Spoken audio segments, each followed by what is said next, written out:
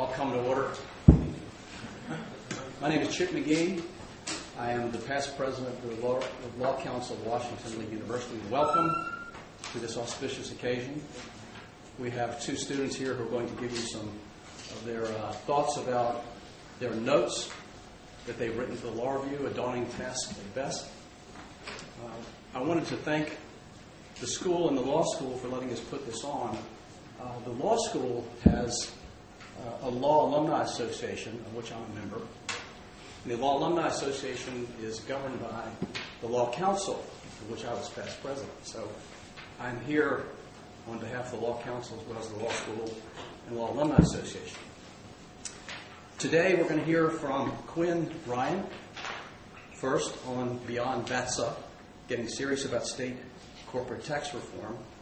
And later we'll hear from Brett Shockley, protecting due process from the PROTECT Act, the problems with increasing periods of supervised release for sexual.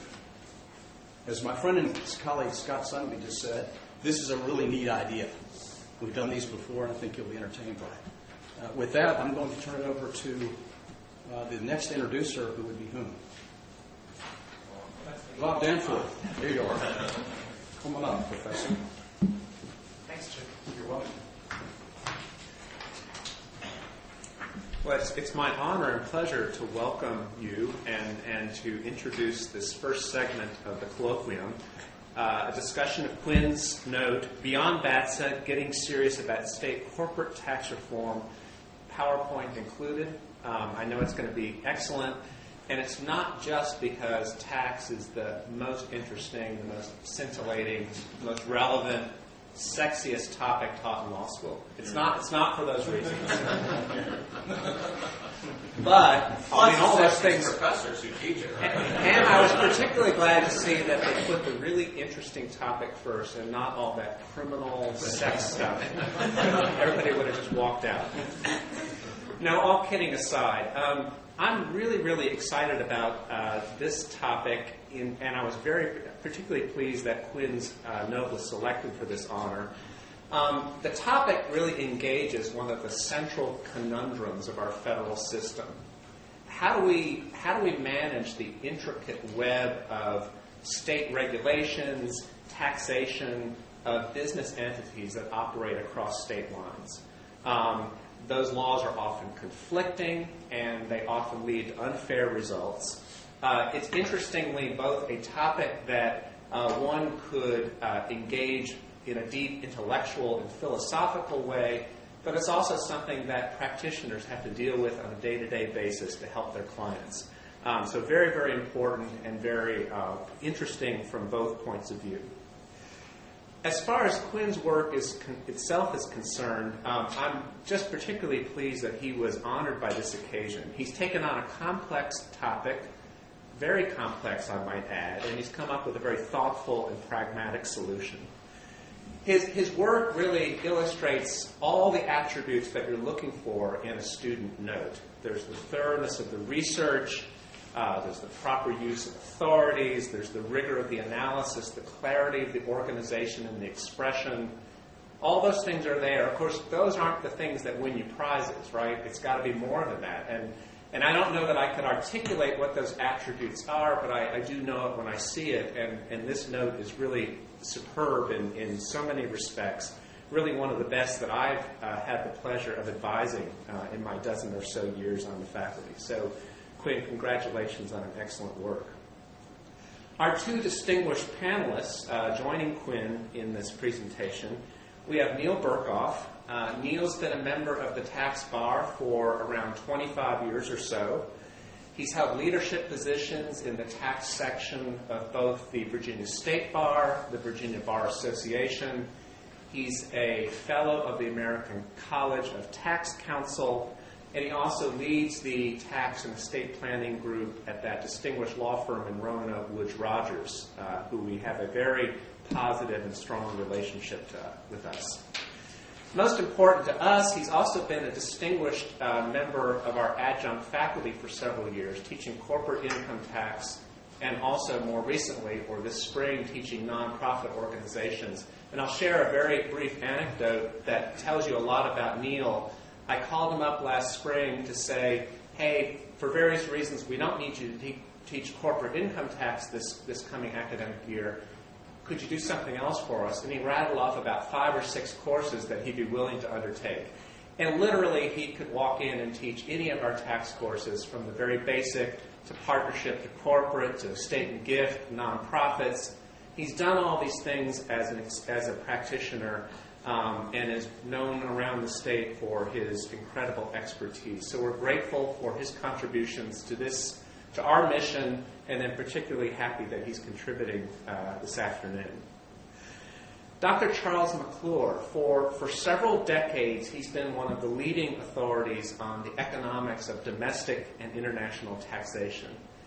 He's served as an advisor to numerous federal agencies, to the United Nations, to the World Monetary Fund, to numerous countries, emerging democracies that are developing modern systems of taxation. He also, to the envy of tax lawyers around the country, Dr. McClure is not a lawyer, he's an economist, but to the envy of tax lawyers, he served in the role of Deputy Assistant Secretary to the Treasury in the early 1980s and thus became one of the architects of our modern tax system. Elements of the code that we have now are attributable to the work of Dr. McClure and that department during that really important period. And then of particular interest to us, he's one of the leading voices on the complex topic of interjurisdictional taxation of business entities. So we're really pleased that he could join us today. So without further ado, I present to you Quinn Ryan, Professor Neil Burkhoff, and Dr. Charles McClure.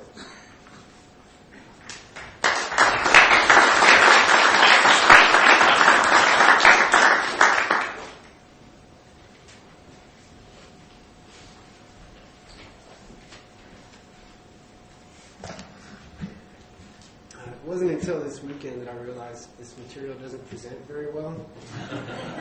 But here we are, so I'll do the best that I can. In my note, I take the position that our current state corporate income tax system is completely dysfunctional.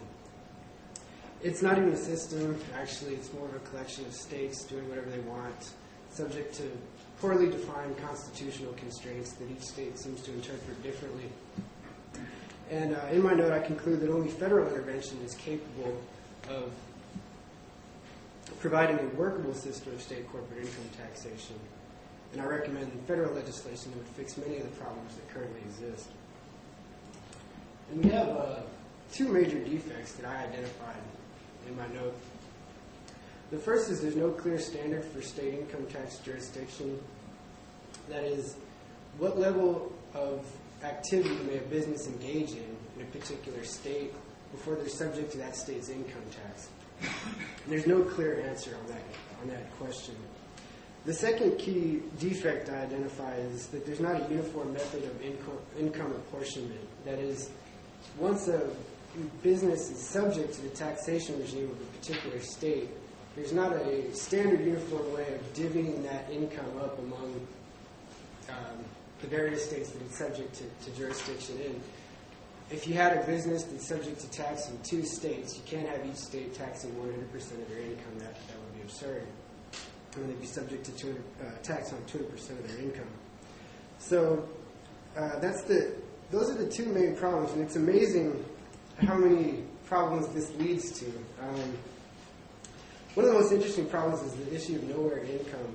And this refers to the ability of multi-state businesses to take advantage of the patchwork system that we have among the states to generate income in many different states, yet pay income tax on it to none of these states. And we're going to go over a classic example of nowhere income in a little bit. And there's also the issue of tax uncertainty and compliance costs for multi-state businesses. You're not going to hear multi-state businesses complain a lot about this because they can game the system to their advantage. But from a tax policy standpoint, it's not an optimal setup. It's inefficient. There's also litigation costs, and that's costly for states and businesses, and that's funded by taxpayer dollars for the state, and it comes out of the business's bottom line as well. And then the nowhere income problem is typically the ability to shift income and avoid taxation is typically available to larger multi-state businesses. It provides them with a competitive advantage over their smaller, more local in-state competitors. So that's an issue as well. And you can basically group all those problems I've mentioned under three fundamental criteria of tax policy, which are equity, efficiency, and simplicity. And equity just refers to the principle that similar taxpayers should be taxed similarly. It's a fundamental fairness concept. And tax efficiency, also known as tax neutrality, refers to the principle that a tax system should distort economic activity as little as possible. And you want businesses making decisions for purely economic reasons, not for tax planning purposes. And then simplicity is just the concept that a tax system should be easy to administer for the government and easy to comply with for the taxpayer. And it's my position that our current system fails on all three grounds. And so we're going to cover four basic areas today. We're going to start with formulary apportionment, which is sort of the nuts and bolts of how states levy income tax.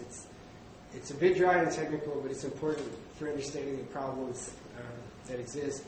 We're going to move to jurisdictional limitations after that, namely the due process clause and the commerce clause.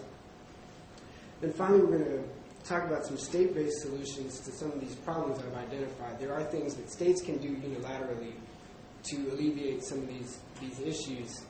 And then we're going to conclude with my proposal, which is that federal intervention is necessary to really remedy this.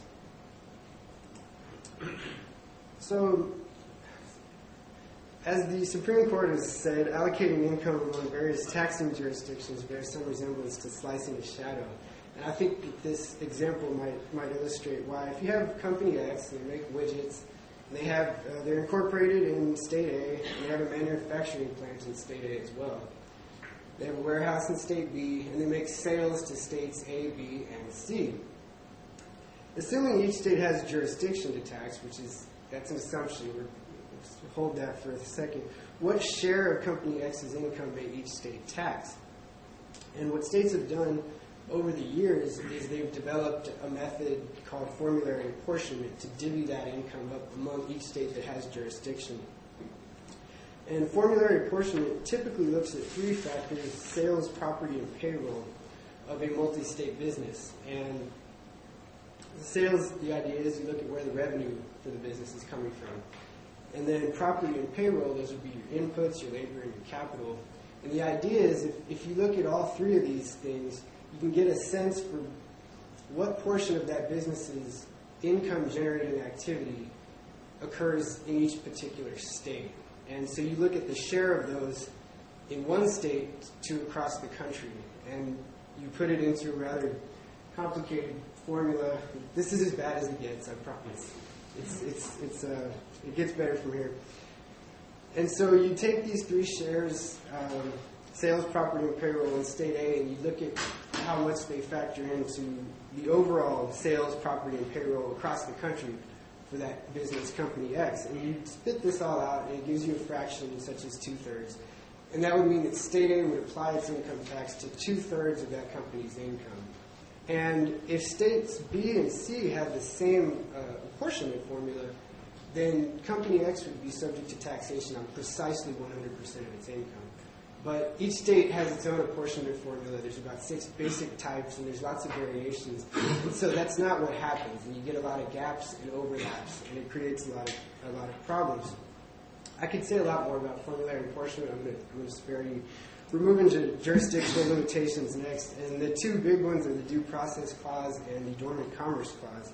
Let's do a brief overview of these, and then we're going to see how they play out in practice.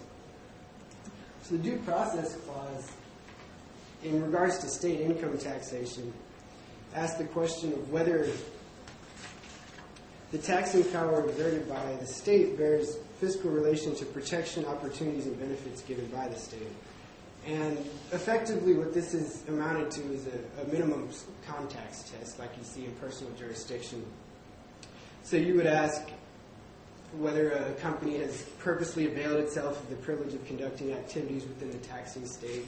And as we saw in first-year civil procedure, over the last half of the 20th century, the Supreme Court has moved away from this notion of physical presence, and in light of changing economic and social realities, the physical presence is no longer the key question, and that's going to be important, as we will see in a moment.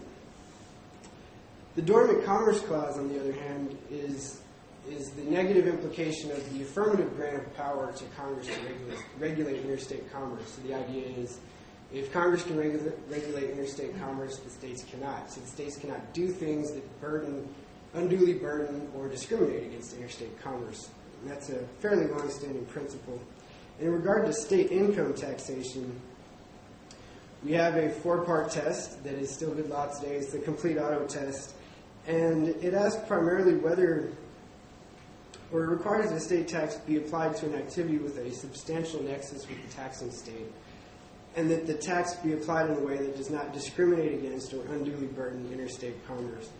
The second and fourth problems are very easy to meet, and that's not really an issue. The rubber meets the road on the substantial nexus issue and the unduly burdensome issue.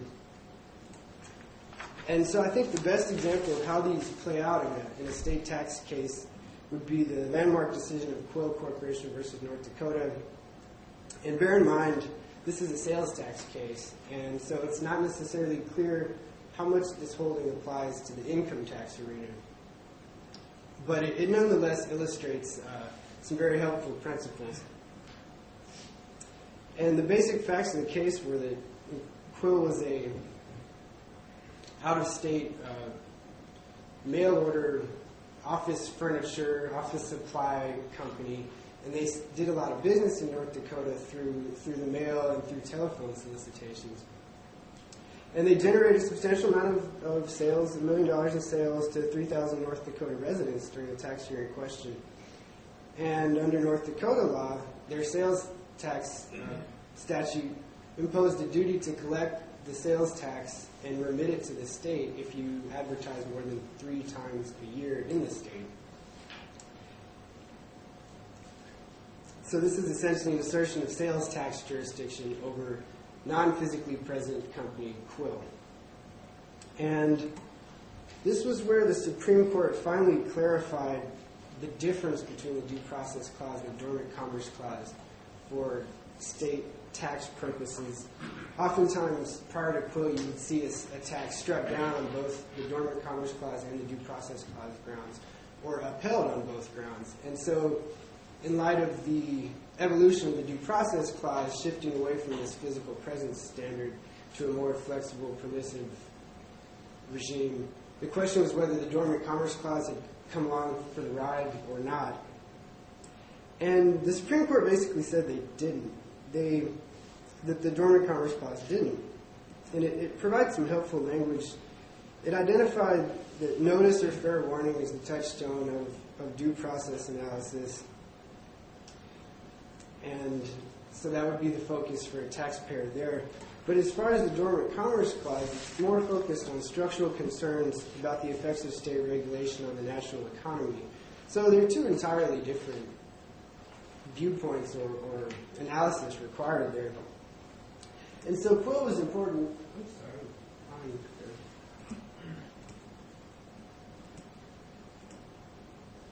So Quill was important primarily because for the first time a Supreme Court struck down a tax on Dormant Commerce Clause grounds, even though it upheld it on due process grounds. And it's not a surprising result if you think about it. Under the Due Process Clause, Quill has purposely directed its activities towards North Dakota. It was not really a problem for due process purposes. But the court focused on the issue that if you require a business with no physical presence in a state to collect its sales tax, and you apply that principle to the fact that there are 6,000 state and local sales tax jurisdictions across the nation, they found that result would be an undue burden on interstate commerce. And so the court upheld an old precedent, 25 years old, that had a bright line rule requiring physical presence for state sales tax jurisdiction. And so then the question after Quill was whether the physical presence standard for sales tax jurisdiction also applies to state income tax. And it's odd, I mean, you'd think a tax is a tax, but not really. Courts have gone different ways on this issue, and commentators have pointed out some differences. One difference you have is that there's only 45 states that impose a corporate income tax rather than 6,000 state and local taxing jurisdictions. So the physical presence requirement maybe seems somewhat less important. And one of the big cases you had here was Jeffrey, that's the South Carolina case. And in Jeffrey, the South Carolina Supreme Court rejected the notion that Quill's physical presence standard extended to income tax. And the Jeffrey case also illustrates a rather interesting nowhere income situation I was talking about earlier. So you have Toys R Us, it's a New Jersey corporation, and they operate brick and mortar stores across the country. And what they do is in the 1990s, they incorporated a holding company in Delaware called Jeffrey, after the giraffe, and they transferred all the trademark names and the brand names, the rights to those names, to this Delaware holding company, which required the brick and mortar stores across the country to pay royalties to Jeffrey, this wholly owned subsidiary. And by interacting that way with all of the brick and mortar stores, Jeffrey was able to generate $55 million in profits that were not taxable by any state, by the states within which they were earned. And this is complicated. I'm not explaining it very clearly. So what you would do is you would pay your royalties to this Delaware holding company. You would deduct it from, for example, your South Carolina income as a business expense. And so you were able to reduce your state-by-state taxable income while funneling all that income to Delaware. And Delaware doesn't tax royalty income from intangibles. And so that income is tax-free in Delaware. So the South Carolina Supreme Court in Jeffrey rejected the physical presence test and sort of applied a very rudimentary economic nexus principle. That because of Jeffrey is generating these accounts receivables in South Carolina, that they even focused on the idea that created some intangible property that might be present. But the opinion wasn't very clear. It was a very important case because it rejected the Quill standard, and the Supreme Court denied cert. And this was 1993, it's been up in the air ever since. A lot of states have followed Jeffrey, and other states have not. I think J.C. Penney National Bank is a good example of a state that has not. That was Tennessee, and they applied that physical presence standard to a bank that was soliciting credit card customers through the mail to Tennessee, even though they had no physical presence there. And they generated 15,000 customers in Tennessee and significant accounts receivable. And they even hired some debt collection agencies to enforce debts of Tennessee customers in the Tennessee court system. But the Tennessee Court of Appeals held that there was no physical presence of this financial institution in Tennessee. So they're not taxable in Tennessee. And several states have followed this approach as well. So there are some state-based solutions that you can use to address these nowhere income problems. Economic nexus, sort of like the one the Jeffrey Court adopted, would be one example.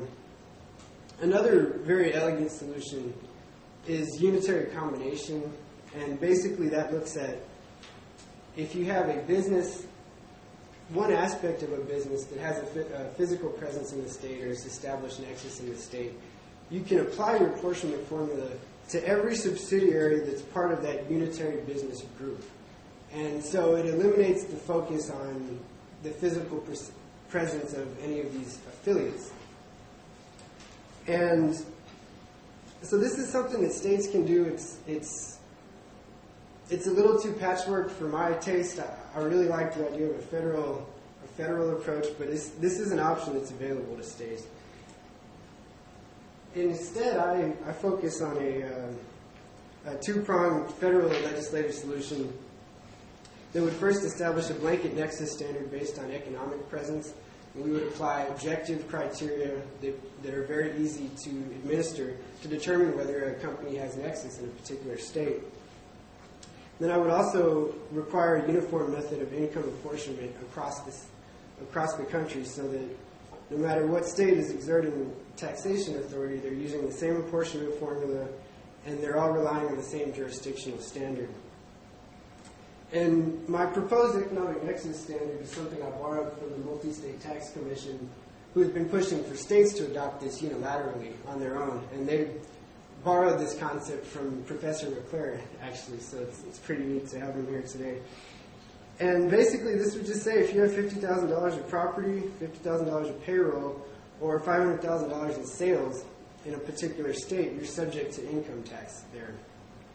It's a very bright line rule, and then there's the 25% requirement just to avoid some gaming of the system that might be possible with any bright line rule. And then I would also propose a uniform method of income apportionment, and I would just do the standard three-factor apportionment formula. There's other ways you could go, but the important thing is that it be the same. It's not necessarily quite as important what it is, as long as it's uniform. And then in my note, I just compare this to a popular, I guess it's not that popular, it hasn't passed, but it's continually proposed in Congress, is the Business Activity Tax Simplification Act. And they would actually mandate a blanket nexus standard based on physical presence, which would exacerbate all of the problems I've identified. And it would increase nowhere income, and it would exacerbate the inequity and the inefficiency of the current system. And it's hard to boil this down. I think if you read my note, you might be able to understand a little better, but I tried to give it a shot, and I hope this is informative for all of you. So, thank you.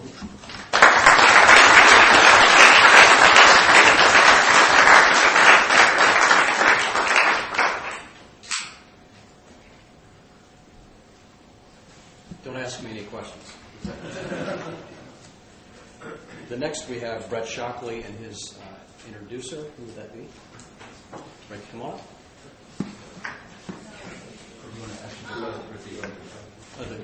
Sure, that's right. Commentators now. That's right. It's all right. Just coming up. Thanks for that.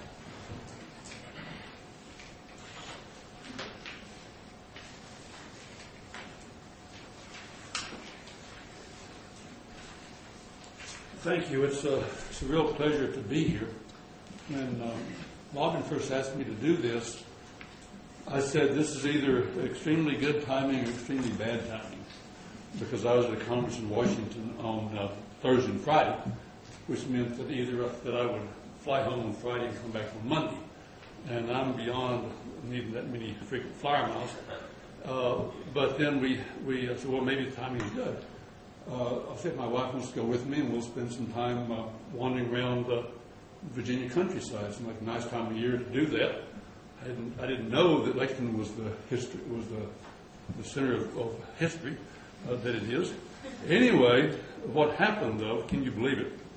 Thursday night after dinner. My wife says, "Why don't we move back to Washington?" I said, "What?" We were in Washington 25 years ago. We moved back to California.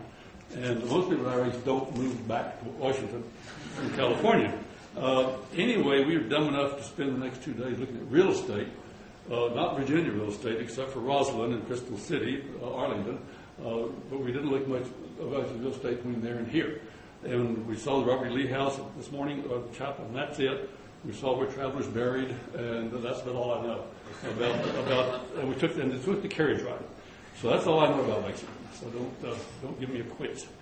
At any rate, I'm really pleased though to have the opportunity to comment on Quinn's note. As you can tell from his presentation, it's a very cogent analysis, very clearly argued in his paper. I may not do it justice, but he certainly did.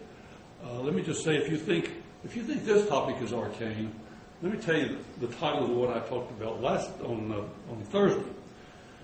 The title is the legality of water tax adjustments for carbon taxis and cap and trade. Now, if you know what that means, you're doing pretty well. And if you know what the answer is, you're doing extremely well, because the subtitle is from Winston Churchill's famous description of Russia, which I don't have written down, but roughly a riddle wrapped in a mystery inside an enigma. That's long for who knows. And so that was already a 70-page paper on that interesting topic, which I had never considered before. I apologize for not having PowerPoint. It occurred to me either during the middle of the night or maybe yesterday afternoon that maybe I should have, but I didn't. So I'm just going to try to wing it. Unfortunately, read part of this, since that way I get the words right, maybe. And I hope you just won't go to sleep in the middle. In his note, Quinn examined several common defects of state corporate income taxes that either in isolation or in combination create the distortions, inequities, complexities that he describes, and argues for federal legislation to try to do something about it. What I want to do is to expand a bit on his analysis, describe an episode of potential, what I think was the best possibility for federal action we've ever had, and then argue that it's not going to happen, unfortunately. And that's too bad, because the system is, as he says, pretty lousy. I find it useful to distinguish reforms, the three types of reforms. Those that one state could do by itself, doesn't need multilateral action. Those where multilateral action would solve the problem if the states would take it. And those cases where, perhaps because the states won't do it, federal government would be necessary, federal action would be necessary. One of those, for example, would be overriding quill. States can't override quill multilaterally. The Supreme Court says the Supreme Court says quill's a law of the land, but the federal government could override quill if they wanted to. So you can see these distinctions. The most obvious case of unilateral action is what we called unitary combination, and that's a situation in which a group of firms engaged in what's called a unitary business. Quinn mentioned some of the characteristics of such a business earlier. And in that situation, rather than chopping them up and treating them as individual entities as they are in some of the states, and as is done internationally, the states have the power, the Supreme Court has said that they do, to engage in what's called unitary combination. You consider the operation of the entire unitary group, their total profits, and all of their apportionment factors in determining the profits of a given of whatever firm has nexus in your state. But what this means is that the shenanigans that might be engaged in simply can't happen. You can't use the Delaware Holding Company to shift the profits from Toys R Us to Jeffrey in Delaware. Guess what? The Delaware Holding Company and Jeffrey and the retail stores would be part of the same unitary business with the parent. Lump everything together, all those royalties are just washed out, and what's left is a reasonable measure of profits. Well, that's something that could be done. The states could do it. They don't need anybody to help them. They don't need the other states to go along with them. Why don't they do it? I'm not quite sure, but I think probably it's for economic development reasons, plus a lot of lobbying. That is, the states. States may believe that if they don't have unitary combination, it might make their state a better place to do business. I'm not sure that's true, but certainly the lobbyists for business will tell them that's the case, and so they may buy that. But it's also true that over the last, I don't know how many years, about half a dozen states have gone to a unitary combination. So this suggests that they're trying to do a better job. Lest it appear that I'm totally anti-business, let me say it's not only that tax planning is involved here. It's also true that in a business such as a unitary business, it may be economically impossible, conceptually even, to determine the geographic source of income. And that's the reason, aside from manipulation of transfer prices, for example, that unitary combination may make sense to an economist. The states have considerably less latitude to act unilaterally with regard to nexus. As Quinn has mentioned, some states courts would allow their state governments to use an economic presence test. Others say no. The Quill decision applies to state income tax as well. And unfortunately, for reasons I don't comprehend, the U.S. Supreme Court refused to hear Jeffrey. So it leaves this whole area in judicial limbo. I think it's very unfortunate. Enough time has passed that I would guess that the court is not soon, if ever, going to address this. Maybe they will. Maybe a good case will come along. Maybe Jeffrey wasn't a good case. I don't know why they didn't accept it.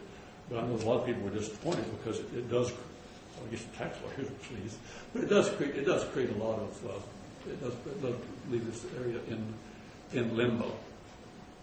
And I think it also causes business to operate in this realm of uncertainty, saying, well, do we or do we not have nexus?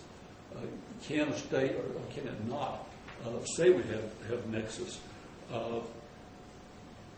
And it also leaves the states in uncertainty. If this is litigated, who'll win? Well, we have to pay the money back if we lose. So it's just not the way to. This uncertainty is not a good idea. Quinn didn't mention it in his presentation this morning, but if you look for housing low enough, you know what the day is.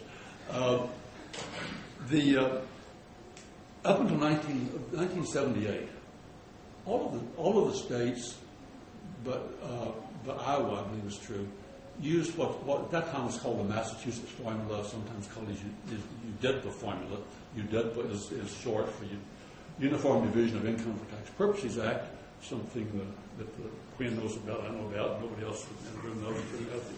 Have the head screwed on right. But UDEDPA was this model act which provided an apportionment formula. The idea was a model act, three-factor formula, payroll, property, and sales equally weighted. And that's the way it was throughout almost all of the country, except Iowa. Iowa came up with the idea of basing apportionment only on sales. Okay, what does that mean? That means it makes Iowa a more attractive place for somebody to produce because the payroll and property aren't taken into account in apportioning corporate profits to Iowa for tax purposes. So the Supreme Court recognized that if all the other states had three-factor formula, and Iowa had a single-factor formula, there are going to be opportunities for gaps and overlaps. There's going to be either too much of the income is taxed or not enough. But they said, I guess they had to say basically, they didn't have to say anything, but what they said was that it's not their job to legislate. It's not their job to choose one apportionment formula over the other. After all, the Constitution gives the right to regulate commerce to the Congress, not to the Supreme Court. And the Supreme Court said as long as they didn't have the complete old transit test at that time, but basically said as long as it's a reasonable approximation, we will not overturn it. Okay. So what that meant? That meant that you started this downward slide. I call it downward, towards increasing the weight on sales, double weighting sales. Now some states like Iowa use only sales. It's like 8 of them use only sales, and you can see why. Because basically what they're trying to do is, yeah, we like the corporate income tax, but not if it's going to hurt economic development. So let's use sales only apportionment as a kind of development tool. Well, as a development tool, yeah, or as a way of gutting the corporate income tax, I don't think it's a very good way. Maybe it's not a good way. As an economic development tool, it may or may not be a good idea. If you think of it at the moment, though, as a way of reflecting where income originates, it obviously doesn't. I mean, anybody who thinks that that, for example, I mean, take an industry that used to make money, automobiles. Anybody thinks that the profits in making automobiles in the 50s, for example, resulted only from where the dealers were located and had nothing to do with Detroit? And that's a little goofy, isn't it? The payroll and property didn't have anything to do with producing automobile profits, man. That's what sells only a portion of the challenge. Okay. Now, since the states have the powers or lack thereof that I just mentioned, that act unilaterally, they also have those powers to act multilaterally. That is, there was an important case back in the I don't see my reference here. Anyway, it's U.S. Steel. U.S. Steel had argued that the states couldn't engage in the multi-state tax compact, which included UDEPA as one of its provisions. And the U.S. Steel Corporation said, no, you can't do that. The Constitution says only the Congress has to approve compacts, and the Supreme Court says no, as long as the agreement doesn't expand the powers of a state relative to the powers of the federal government, it's legal. And that's very important, because that meant that the multi-state tax compact could not be overturned. And it means that the state, as I said, the states have powers to act unilaterally. They have powers to act in concert, as long as they're not trying to impede or encroach on the powers of the federal government, which they're not trying to do, obviously. Okay. The states, by and large, haven't done much in this area, and we'll come back in a moment to when they did. They haven't done much. The Congress clearly could impose the kind of uniformity that Quinn has talked about and advocated. Clearly could do that to reduce the lack of uniformity if they wanted to. Let me just kind of tell you what happened. In 1959, the Supreme Court issued two decisions, which basically left the business community fearful that there were really no limits on states' assertion of nexus. As a result, you had an incredible firestorm. I mean, I forget the words they used, but the U.S. Congress even may have referred to it as a firestorm of political opposition. Some words that Congress used. But what they did, basically within 6 months, the Congress enacted a law that PL 86-272. I forget, did you mention that law or by name? I was trying to simplify it. No. Okay. PL 86-272. That's the way it's always referred to. It's not mentioned by its statutory name. It's always referred to that way, at least by everybody in my business. And basically, it imposed this rule that says if all you're doing is making sales of tangible personal property from out of state, delivered by a common carrier, and only in state activity is solicitation of orders, you don't have a nexus. Okay, and that's part of the reason nowhere income enrichment can occur. Well, I think that was, it was intended potentially to be a stopgap measure until they could do something else. And they mandated this incredibly thorough analysis. It's the most thorough analysis ever been done of the state corporate income tax, and I think sales taxes too, done by the congressional staff, if you can believe it. I mean, those were a different day.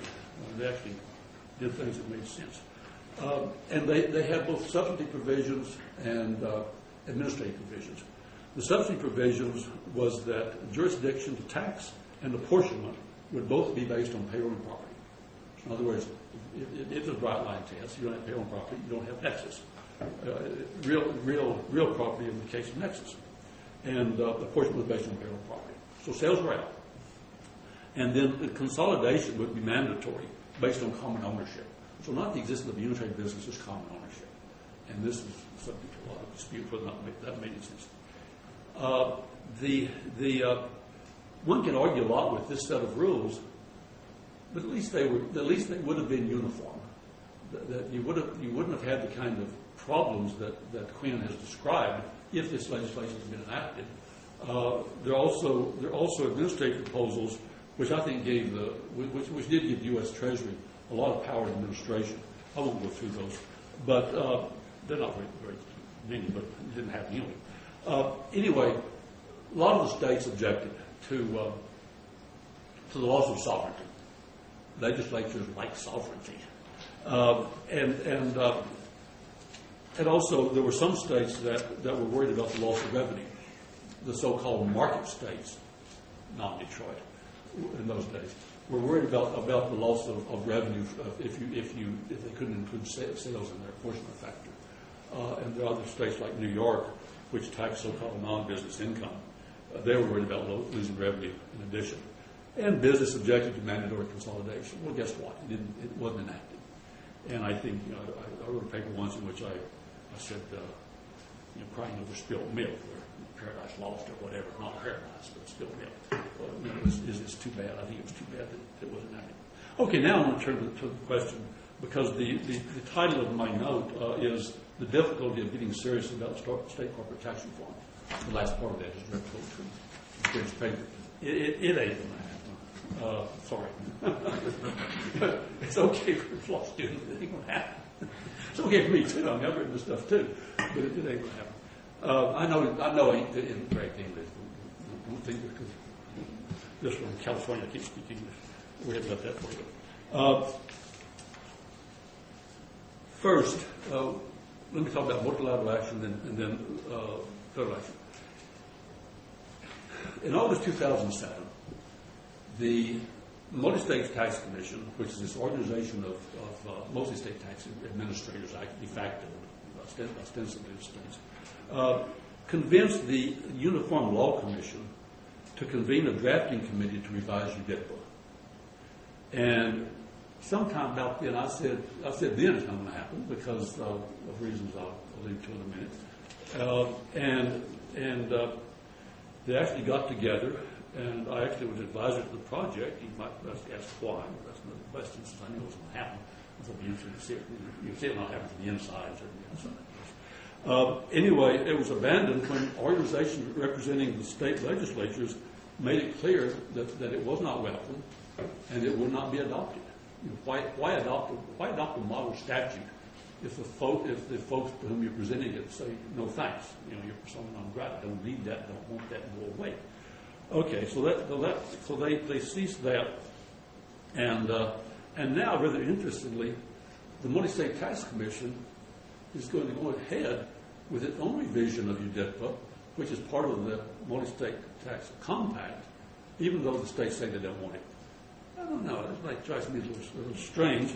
We'll see what's happening, and I'm toying whether or not to participate in that activity, which also seems not to be likely to go anywhere, but it may be interesting, but I don't want to be on airplane. Anyway, when you come to the possibility of federal action, it doesn't seem very, very likely. The business would like to see additional restraints on state assertion of nexus, as Quinn indicated. They would like to see they'd like to see not just the kind of the test of PL 272 or this maybe yes, maybe no assertion of nexus under Quill. They would like to see a standard, basically the Quill standard, applied to income taxes. And I've argued that's not the right approach. But business certainly would like that, and they certainly wouldn't want. They would bitterly oppose federal legislation based on economic presence. That is, if you make more than a certain amount of sales in the state, you have nexus, even if you have no payable property.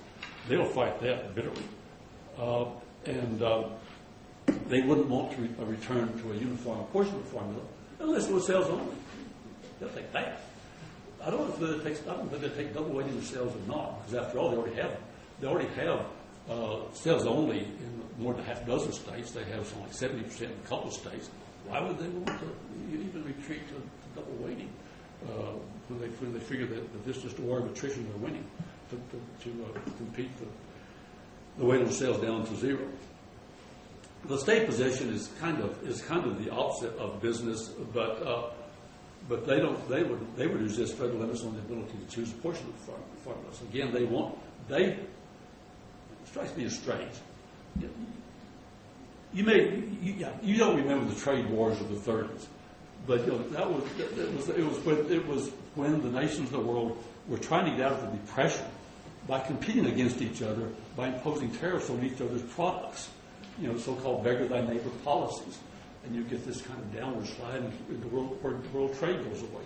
Well, it didn't quite like that, but basically the states want to have the power to compete against each other in this zero-sum game to take the production away from each other. I don't know. No explaining craziness, I guess. But that seems to be the case. I don't think they're not like federal action either. So it seems to me like we have a stalemate. Businesses engaged in a two-part strategy where they try to get sales only apportionment at the state level and trying to undermine nexus at the federal level. And so they aggravate the column of over income that Quinn mentioned. The only important actions in this area, I've mentioned them before. You did put the Motor State Tax Compact, the Motor State Tax Commission. Those are all the outcome of this threat that the Willis Commission proposes would be enacted. The states got together and said, "Oh well, we can handle it ourselves," and they did long enough to get the feds to go away, and now they went back to business as usual, engaging in unilateral policies, not all of which made any sense. And then the Supreme Court got in the act with Mormon and said you don't have to have uniform apportionment. You don't have to have the uniformity and apportionment factors that you have now. And so things have gone down further downhill since 1970. So I don't think anything's going to happen. I guess I think it's going to get worse before it gets better.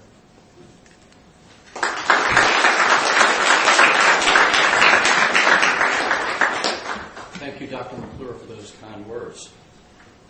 Neil Burkhoff? Time's up.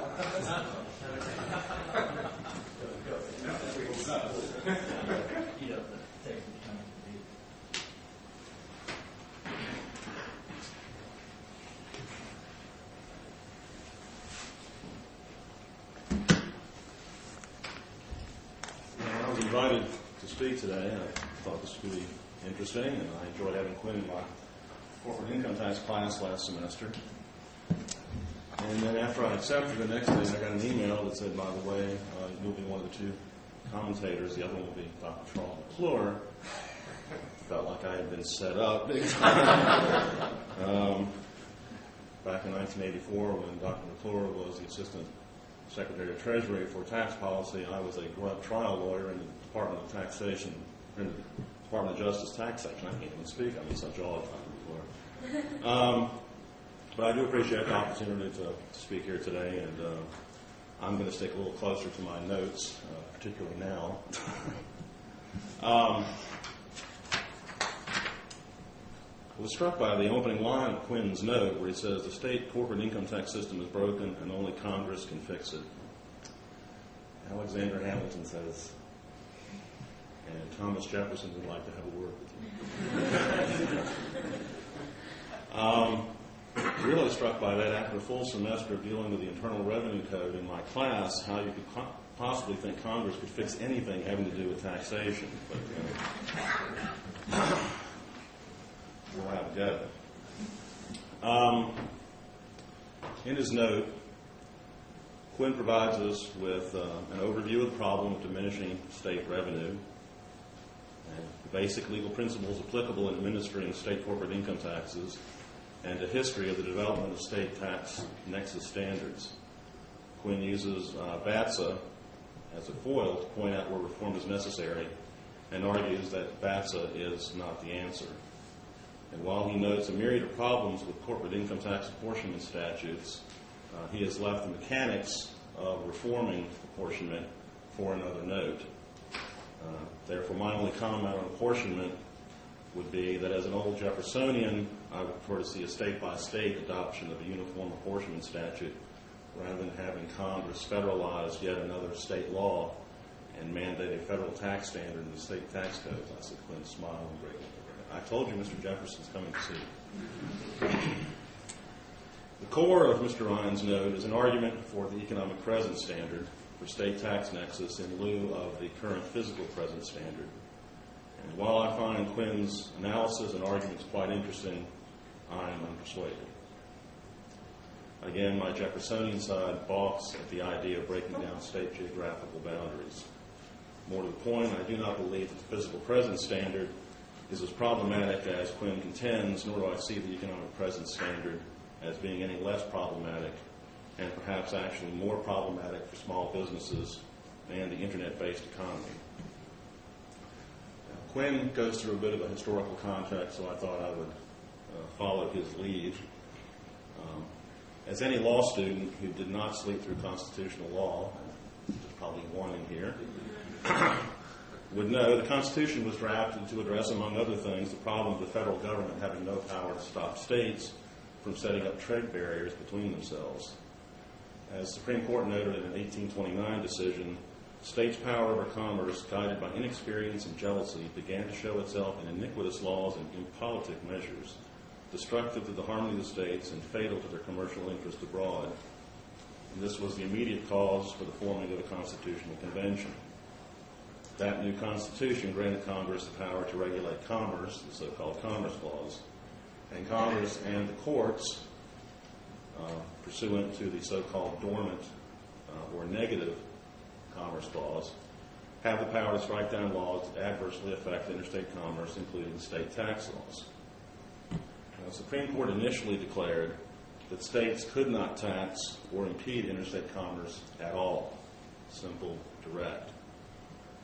Fortunately, that standard left for a lot of gamesmanship, or, as I would like to say, it was the first of many full employment acts by Congress for tax lawyers. That standard began to erode in the 1950s when the court treated essentially identical taxes differently based on certain magic words in the statute. For instance, there were two cases that arose in Virginia that made their way up to the Supreme Court, where, on the first case, an annual license tax imposed on the in-state gross receipts of an out-of-state company was invalidated as discriminating against interstate commerce, but an identical tax imposed as a franchise tax on in-state going concern value measured by in-state gross receipts was upheld as valid. The Supreme Court finally had enough of this and abandoned this formal standard in 1977 when it announced in Complete Auto, case Quinn has cited extensively, a four-pronged test to determine when tax on interstate commerce is valid. Those four prongs being nexus, fair apportionment, non-discrimination, and relation to services rendered. The nexus requirement, the first prong of Complete Auto, was amplified by the court in National Geographic Society, the California Board of Equalization, when it reaffirmed a rule from an earlier case known as National Bellis Hess. It affirmed the rule that if a company has no offices, no employees, and no other property in the state, it lacks nexus to the taxing state and therefore cannot be subject to state tax obligations. The physical presence test. That brings us to where we are now with the Quill decision that, again, Quinn and Dr. McClure have expounded upon. Finding the physical presence rule of Bellis Hess arcane, formalistic, and outmoded, strong language, some state courts simply disregarded that decision in the 1970s. For instance, the North Dakota State Supreme Court, a bellwether of state tax law, if I've ever seen one, declared that the economic, social, and commercial landscape upon which Bellis Hess was premised no longer exists, save perhaps in the fertile imaginations of attorneys representing mail-order interests. I object to digs at the imaginations of lawyers. The burgeoning technological advances of the 1970s and 80s have created revolutionary communications abilities and marketing methods which were undreamed of in 1967. With that court being for a shock today. Well, that particular decision, Quill, made its way up to the U.S. Supreme Court, and in 1992, the U.S. Supreme Court, having considered this new economy argument by the North Dakota court, reaffirmed the physical presence test. Slam dunk. Physical presence test 1, North Dakota 0. In Quill, the Supreme Court rejected the move toward an economic presence standard, with the court giving several reasons for its decision. First, the court emphasized the nexus requirement of Complete Auto. by requiring a connection between a taxing state and a company, Nexus ensures that state taxation does not unduly burden interstate commerce. In North Dakota, for instance, any company that advertised 3 times in the state became obligated to collect sales tax for that state, and the court found that obligation an extreme burden on interstate commerce.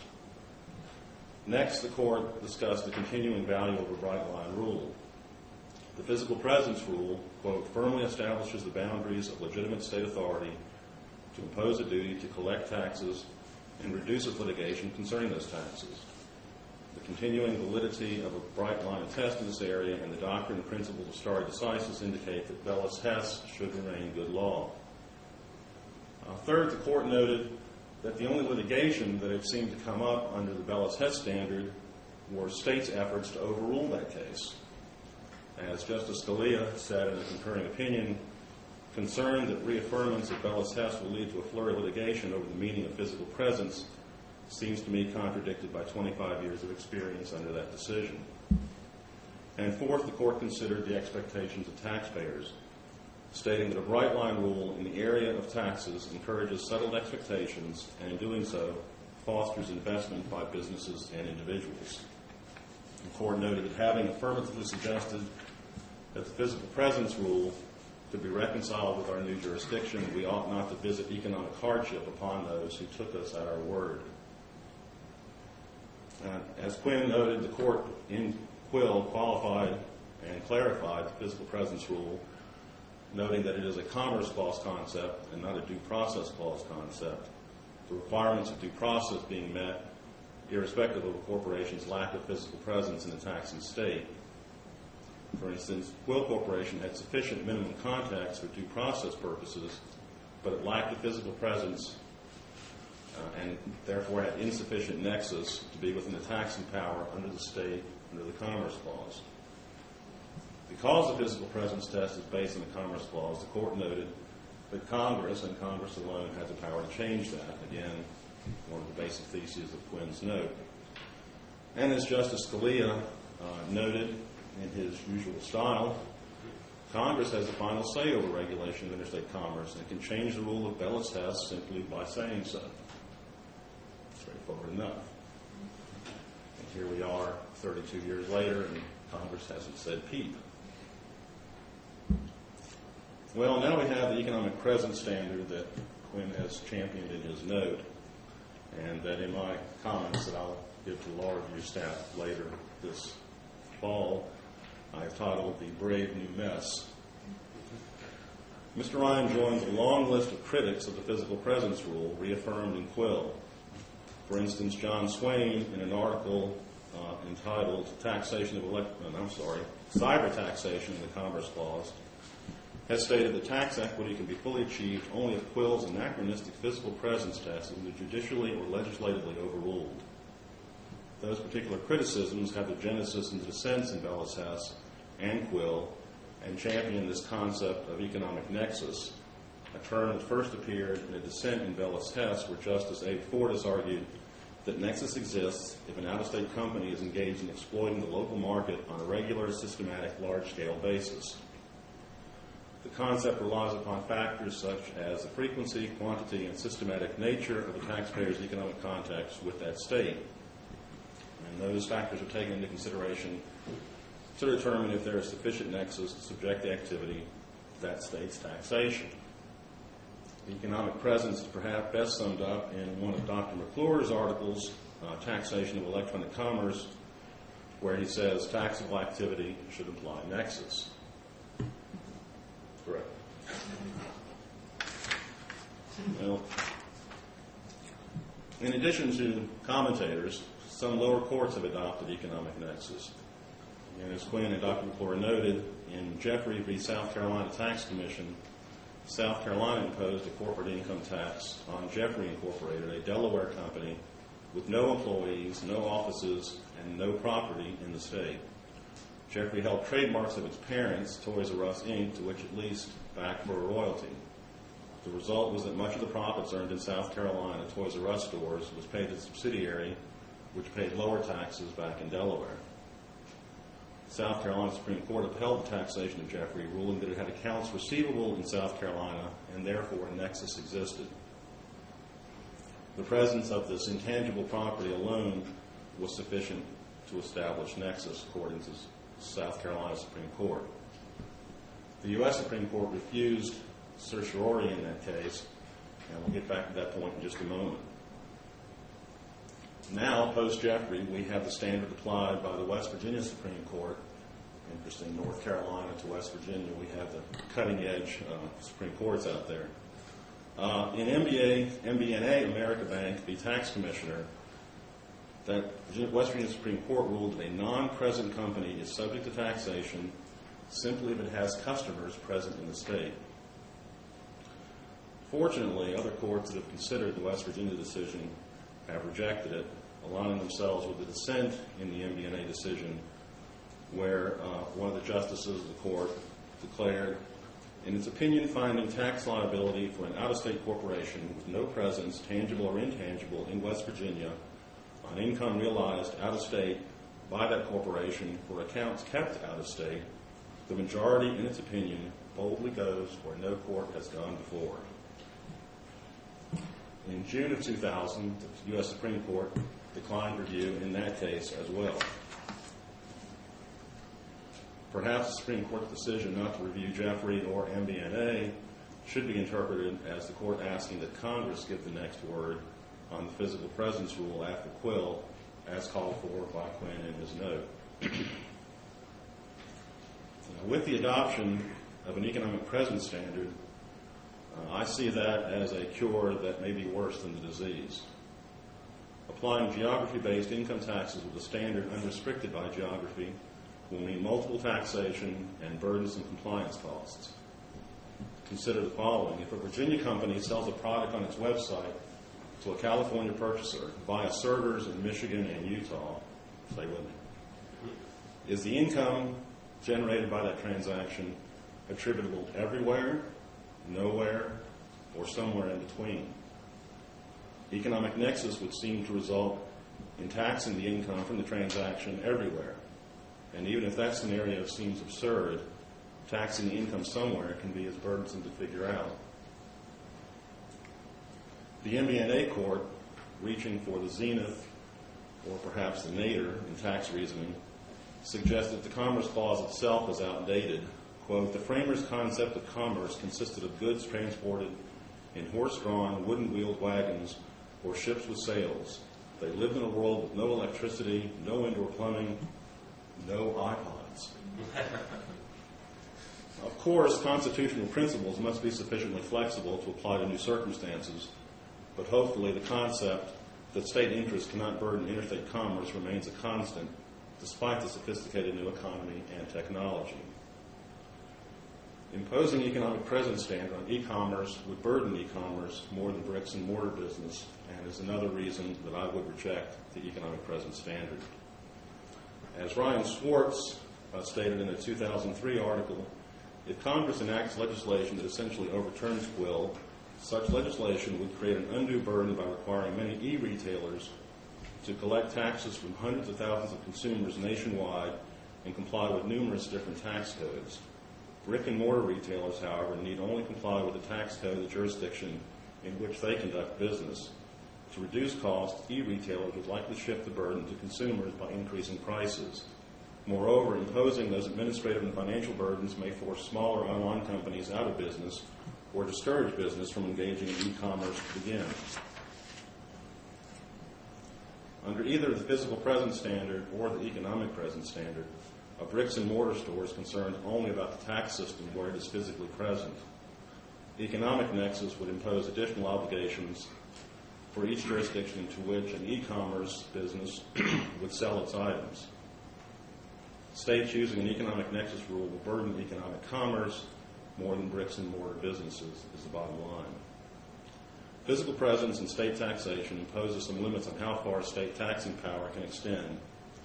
If an economic nexus rule is adopted, geographical limits become irrelevant, resulting in states unfairly subjecting non-residents to excessive taxation. Moreover, adopting an economic nexus standard would unsettle expectations, potentially threatening economic investments.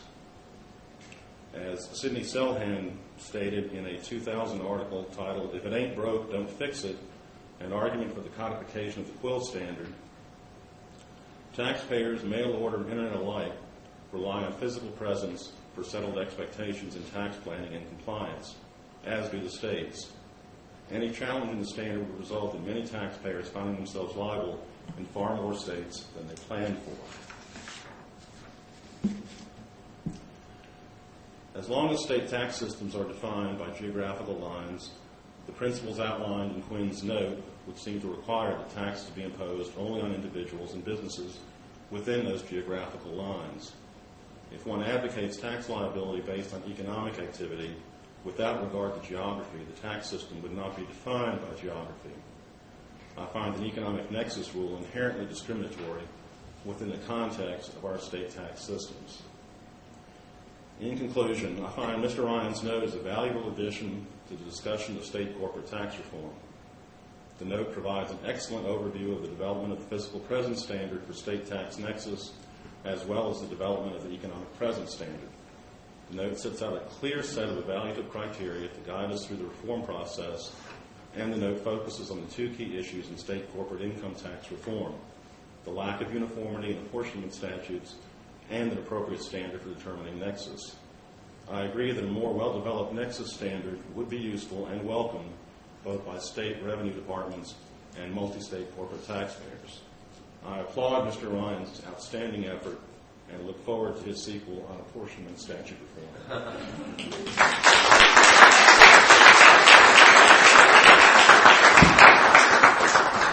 Thank you, Neil. We'd like to start with Professor Eric Luna. If you'd like to come up and introduce your speaker.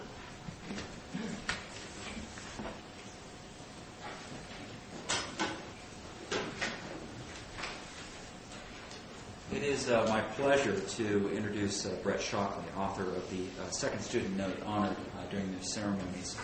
I had the opportunity to work with Brett both as his note advisor and as a student in my criminal procedure course.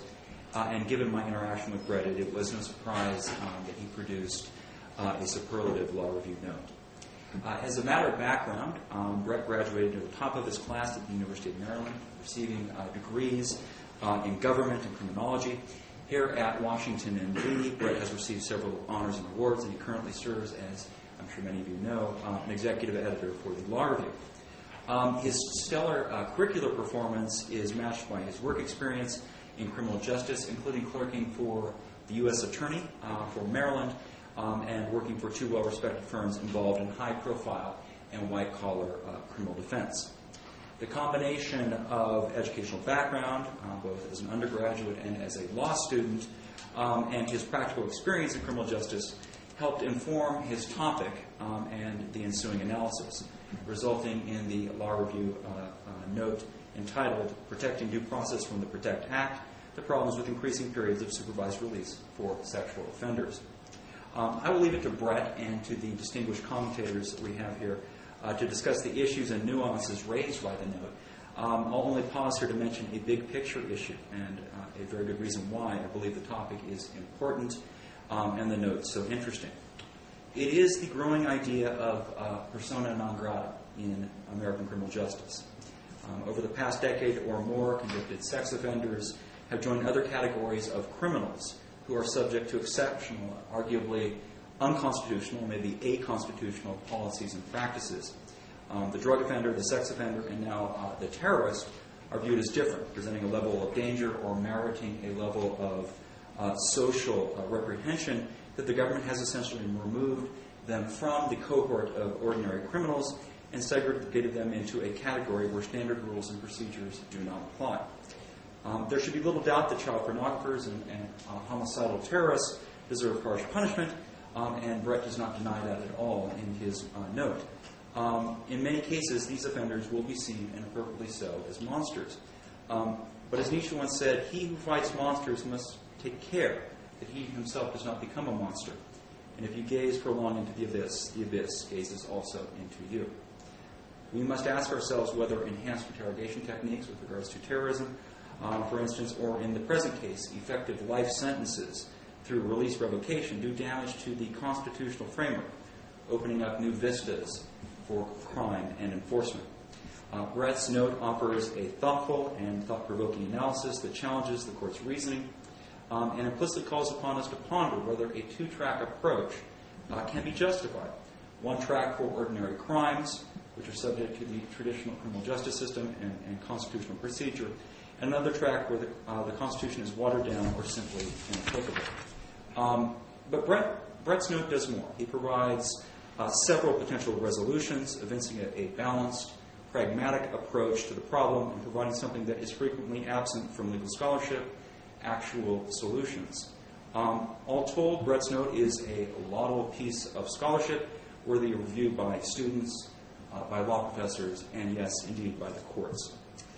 Commenting on Brett's note are two distinguished criminal procedure scholars, Professors Ronald Basagal and Professor Scott Sunby.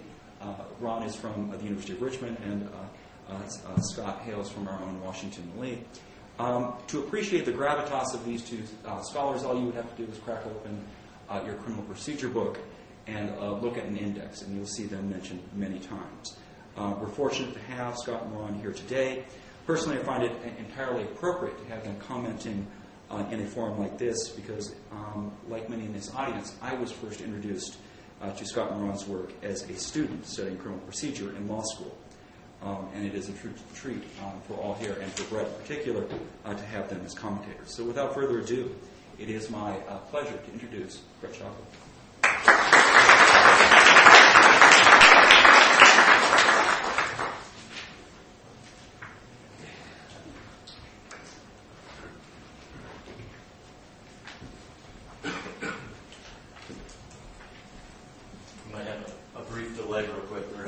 PowerPoint switched over during the break, but you guys are so lucky that we had to cancel that.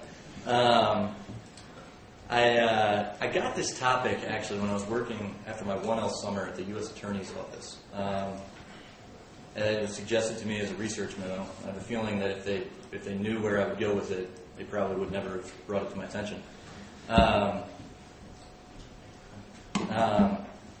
Okay, well, we'll go ahead and get started.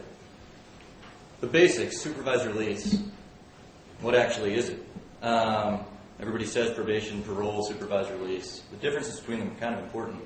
Probation, pretty generic term, but it's usually used to describe something that's imposed instead of a prison sentence. So, delayed, you're on probation, don't mess up again. Parole is used in a lot of state systems.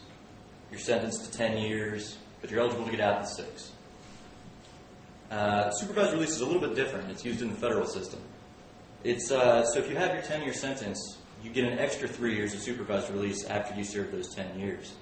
In all of these systems, if you violate the terms of your release, you can be subject to incarceration for it. The revocation hearing, it's sort of like a trial, but if you get a little bit closer to it, you see that it's lacking in several ways. It's a bench hearing. There's no jury involved. Most of the time, it's actually in front of the judge that convicted you. It's based on a preponderance of the evidence standard. 51% as opposed to whatever beyond a reasonable doubt is. The rules of evidence don't apply. For instance, hearsay evidence is admissible against you. So all of those things combined, the government is able to win in a revocation hearing much easier than they are in a full-blown prosecution. So why does it matter? I'll actually get to the specific topic of this note. In the typical supervised release system, Class A felonies. Class A felonies are those that carry a maximum of life in prison or a death sentence. Carry a maximum of 5 years of supervised release. So if you have a 30-year sentence is what you're given. It could have been given up to life. The most you can get is 5 extra years of supervised release. If that 5 years would be revoked, you'd be incarcerated for that 5 years. That's not that much considering, 30, 40-year sentence. But what the PROTECT Act did, for certain child sex offenses, it expanded that to a minimum of 5 years and a maximum of lifetime supervised release for those that fall under the statute. So it makes it a much more significant time period. So what does it mean? Well, a quick example. If a defendant is convicted of knowingly receiving child pornography, which is one of the crimes underneath the PROTECT Act, that carries a maximum sentence of 10 years. Before the PROTECT Act was implemented, the defendant would serve their 10 years and have 3 years of supervised release. Now the defendant serves their 10 years, and the courts must give him anywhere from 5 years up to lifetime supervised release. You'd normally think, okay, 10 years, that's one of the lesser crimes included under this statute, so it would probably get the 5 years, 6 years, 7 years, something along those lines. Unfortunately, there's a policy statement in the sentencing guidelines that instructs judges to give sexual offenders the maximum sentence possible unless there's reasons that really mitigate against it. Using that with the lifetime maximum, these offenders are getting lifetime supervised release. Judges look at it and say, I can give them anywhere from 5 to life. Congress wants the maximum. There's lifetime for that, which is a little bit interesting in that underneath this, included in this statute are such heinous things as raping children and things along those lines. That knowingly receiving child pornography, not to claim that it's not a serious crime, but Congress has recognized that it gets as a 10-year max as opposed to something that has a much greater maximum. They have the same punishment attached to them in supervised release terms. Moving on to the more constitutional aspects of what I think the problems with this statute are. In 2000, the United States Supreme Court heard case United States v. Johnson. What was going on with it wasn't exactly relevant to this situation, but it did make the point that incarceration stemming from revocation is not punishment for the act that was in violation of supervised release. Instead, it's part of the punishment for that initial offense that justified the supervised release being imposed in the first place. So for example, a defendant commits a second crime while out on supervised release. When they go back to jail and they have their supervised release revoked, they're not being punished for violating supervised release. They're being punished for whatever the initial crime was in the first place. And the court really basically fell back on this formulation to prevent a due process concern. If it was punishment and it was incarceration and imprisonment based on this act, they would have to provide due process for it, which they do not fully do in a revocation hearing. There's no beyond a reasonable doubt. There's no jury trial. So by saying that it's part of the penalty that you've already been prosecuted for, you've already gotten your due process protections, and they're able to get around those issues. Another case, pretty big one in Concurrent Pro and all of those courses, is Apprendi versus New Jersey. Apprendi had a gun and he fired it into the house of a neighbor. Was subject to a maximum of 10 years for one of these counts. But there was a possibility that this crime also was a hate crime underneath the New Jersey statute. And so in that case, Apprendi pled guilty to owning the firearm, and the government reserved the right to enhance that sentence based on this hate crime enhancement. He pled guilty to facts that authorized a maximum of 10 years.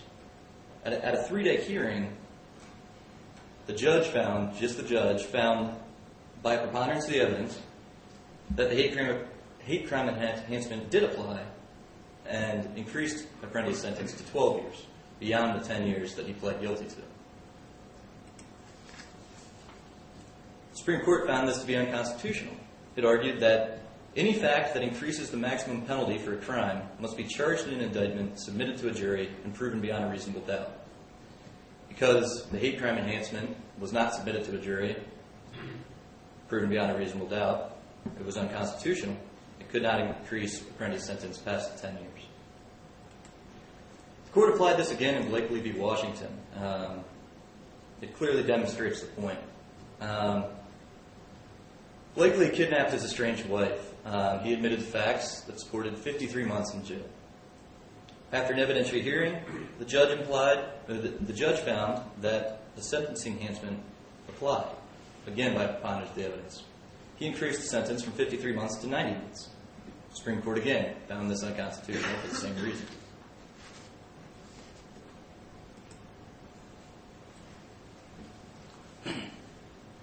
I think maybe you can probably figure out where I'm going with this, but I think it applies to supervised release with a fairly clear analogy. Assume, using the facts of the Blakely case, that the defendant was sentenced to the maximum 53 months, and the judge also included 37 months of supervised release. After the release, the defendant violates the terms of the supervised release and serves 37 months in prison again.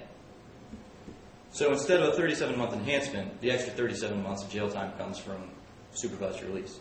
In both cases, the defendant serves 90 months on an offense that carried a maximum of 53 months. And on both cases, the additional 37 months is found by a finding of fact made by a judge by a preponderance of the evidence.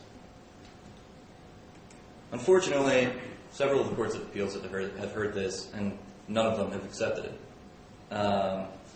The main reason, there's several rationales out there. I think the main one that's been adopted by several of the courts is that you can't combine the 53 months and 37 months. 53 months is based on a violation of the kidnapping statute.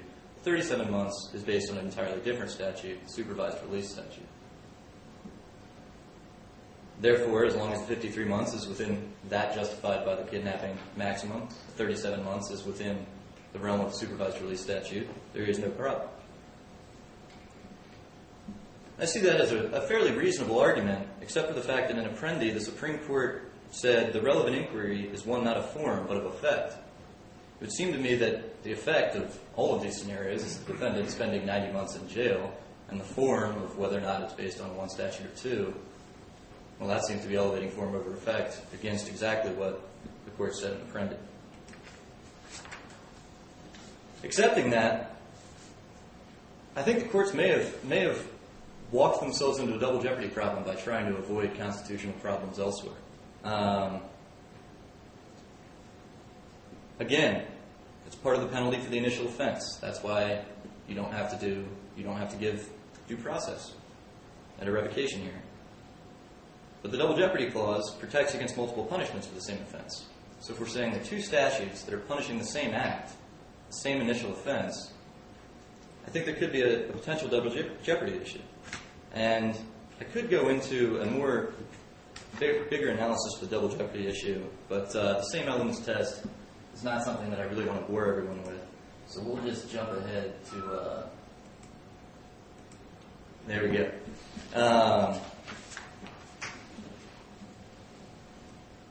One of the bigger problems, even if they somehow avoid a double jeopardy issue, is a kind of the common sense test of this. And when this was brought to my attention, it was like, can we really do this as the government? Can we really do this?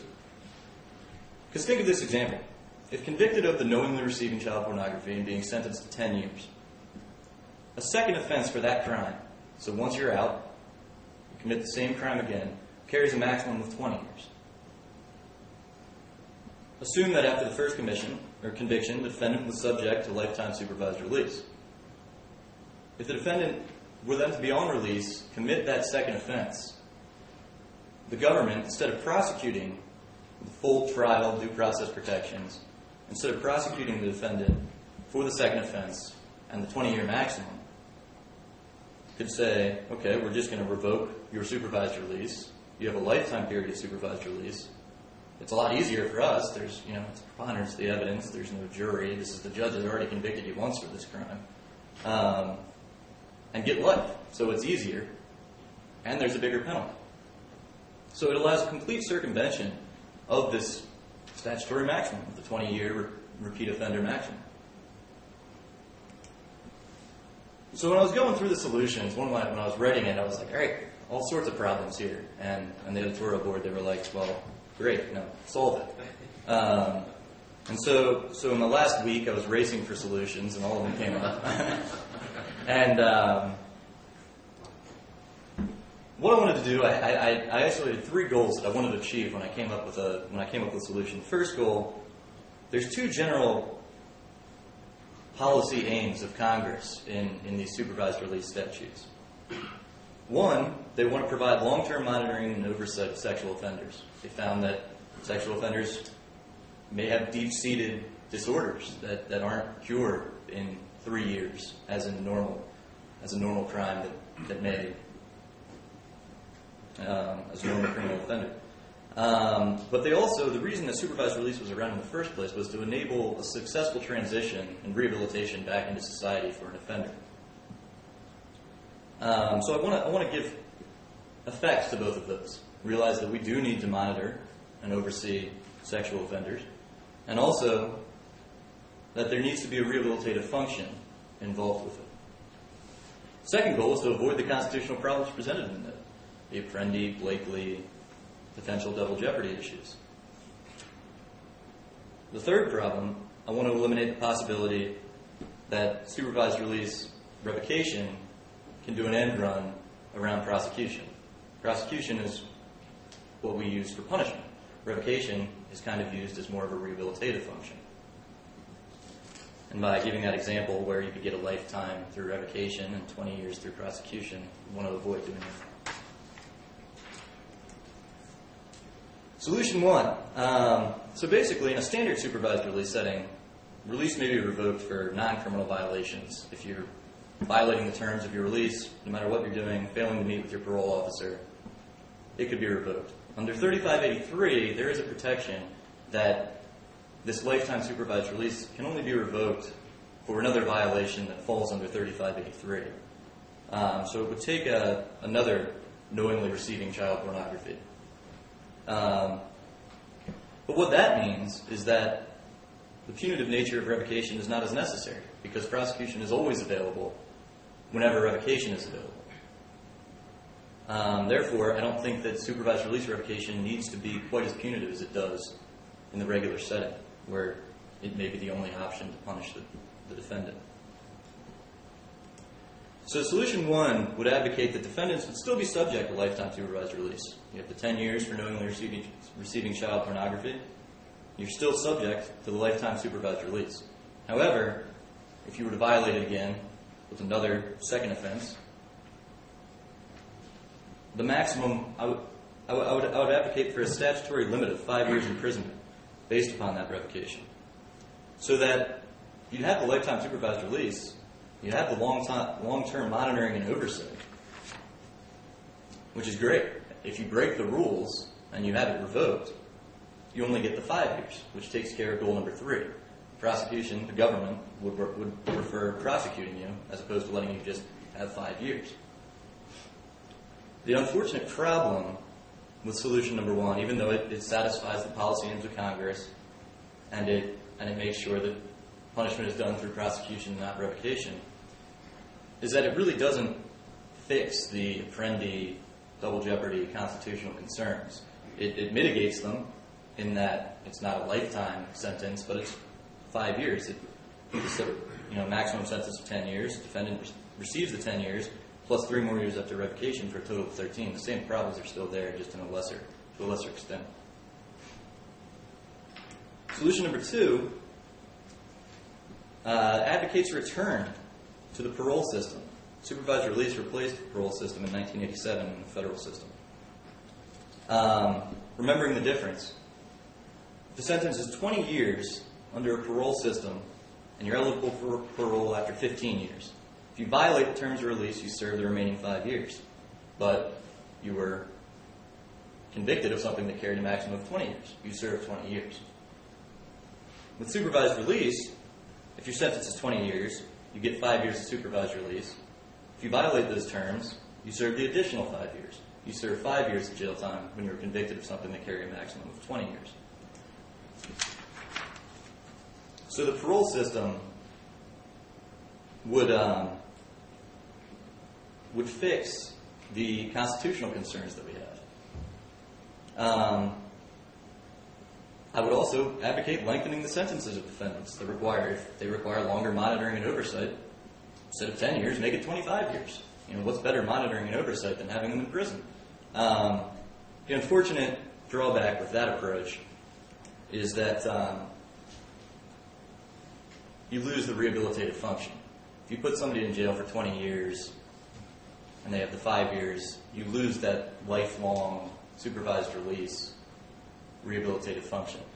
And so losing out on that kind of negates that solution in my mind. Solution number 3. The Supreme Court, again, classified that imprisonment is penalty for the initial offense during revocation. Because if it was penalty for the act that precipitated the revocation, full due process would be necessary at a revocation hearing. Solution number 3 just advocates providing the due process protections at the revocation hearing. If that was done, the court would be able to simply say, okay, you're right, this revocation is punishment for the act that was in violation of supervised release. So what does that do? That short circuits all of this meandering around Apprendi and Blakely and the double jeopardy clause. If they just simply say you were punished for your first supervised release sentence was for your original crime. It was revoked based on this crime as punishment for that. Keep the same system. You have lifetime supervised release at your revocation hearing if you have full due process protections, jury trial, reasonable doubt, evidentiary protections, and you get convicted again. Well, that's, you did it. So the problem's there. The court doesn't need to jump through the Apprendi and Blakely hoops. I would also advocate, just to clear up one problem that would result from it, the third goal, making sure the prosecution and not revocation takes precedence, is that if the defendant were to be sentenced to 10 years with lifetime supervised release, commits the offense again for the 20 years, I would advocate for a statute to be put in place where revocation would result in a maximum of only 20 years. Therefore, it's just as hard because there's full due process protection. There's no greater penalty, so there's no longer any enticement for the government to pursue revocation instead of prosecution. So basically, the conclusions. Solution number 1 would cap incarceration from revocation at 5 years. The benefit of it was a minor change working within the system. The drawback, constitutional concerns presented weren't even addressed. Solution number 2 would return to the parole system. The benefit of it is there's no constitutional concerns. The downside is, would it really be effective? We scrapped it for a reason. It wouldn't facilitate the rehabilitation. Solution number 3 has the benefit of addressing the constitutional concerns and the policy aims of Congress. Unfortunately, the time and resources required to provide such protections, full due process protections at every revocation hearing out there, judicial economy would suffer greatly. In my note, I advocate for solution number 3. In that, I don't think you can do an end run around the Constitution because it's convenient.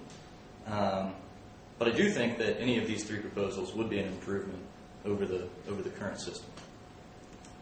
Thank you.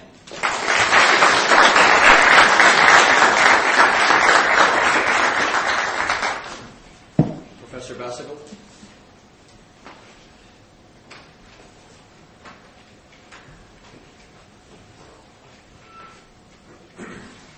I hope you don't mind me being the only one dragging my water bottle up here, but I've got a scratchy throat. I don't know if I can make it.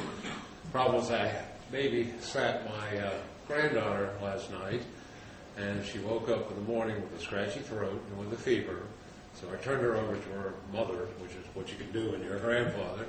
But as I drove up to Lexington, I noticed my throat got a little scratchy. I started feeling a little flush, so I will try to make it through. It also was a surreal experience last night because I was reading Curious George to my granddaughter, her favorite books. And this was just hours after I had reread your article again.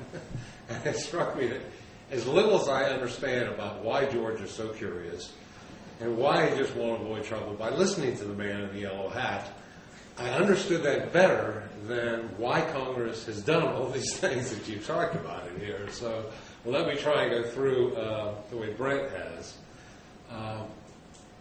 Because I like the way his articles deals both with the constitutionality, but then he also talks about the wisdom and the policy of what Congress has done there. I have more problems or criticism with your constitutional analysis, although I think it's good, but it hasn't been a slam dunk to me yet. What I see him trying to do is to hook the courts on the horns of a dilemma, the two horns of that dilemma being the double jeopardy clause and the Apprendi issue about punishing someone without having a full jury trial now. As I understand what he's saying, you can avoid double jeopardy by saying, well, no, we're not punishing you twice for the same thing. You're getting punished twice because you've done two wrongful things. Your first conviction, you get 10 years and supervised release, but that's your punishment. The second time you do it, that's a second offense, and now you will get, if they choose to prosecute, which they probably wouldn't, you could get 20 years. But you now get revocation of your supervised release, and so now you get life. So even though you wind up with an original 10-year sentence and with life, you've done two wrongful acts. You had the first crime, second crime, therefore we don't have a double jeopardy problem. The dilemma comes in, as he points out, but if you take that approach then, that you're punishing with life imprisonment for the second offense, then what happens to the Apprendi issue? Because you haven't been convicted of that second offense. You have a judge determining this without full rights, without rules of evidence applying, etc. So you got an Apprendi violation. And then the courts, talking again out of both sides of their mouth as they are capable of doing, say, well, now we can avoid the Apprendi issue because you're not being punished, we're not making your punishment now contingent upon the second offense. The life imprisonment you're getting is all part of your first offense. That is, you got an initial sentence of 10 years of supervised release with the possibility of revocation. And so when we revoke it, we're just putting back in the initial punishment. So they can avoid double jeopardy by saying this, Apprendi, but then as he points out, but then doesn't that take you right back to the double jeopardy again? Is that, in fact, punishing twice for the same thing? That is, you've committed the first offense, and you've gotten two punishments. You've got 10 years, and then you've gotten supervised release with revocation subjecting you to life imprisonment. So he suggests, in fact, that, I'll quote your own language there, it seems that the supervised release defendants are subject to two punishments for one offense. This is in clear contradiction of the court's mandate, but the double jeopardy clause protection again applies both to successive prosecutions and to successive punishments. So here we're talking about the punishment part. This is where I'm not sure that you totally convinced me. Is it two punishments when for your first conviction you get 10 years and you get supervised release for life? Or can you say, look, that's just one sentence, it's just two different parts to it. The same way courts often will sentence you to imprisonment and you have a fine to pay. We don't talk about that as being double punishment. We say that's two forms of punishment.